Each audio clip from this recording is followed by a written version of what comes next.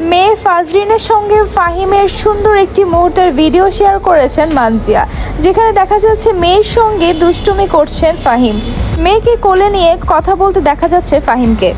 এক সপ্তাহ আগেই মেয়ের বাবা হয়েছে RS ফাহিম চৌধুরী। ফাহিম ও মানজিয়ার নামের সাথে মিল রেখে মেয়ের নাম রেখা হয়েছে ফাজরিন চৌধুরী মাহিরা।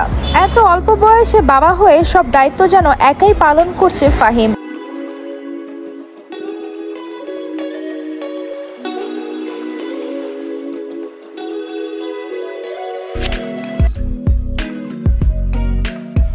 বিয়ের প্রায় 6 বছর হয়ে গিয়েছে ফাহিম ও মানজিয়ার। গত বছরই ধুমধাম করে বিয়ের অনুষ্ঠান করে মানজিয়া ও ফাহিম।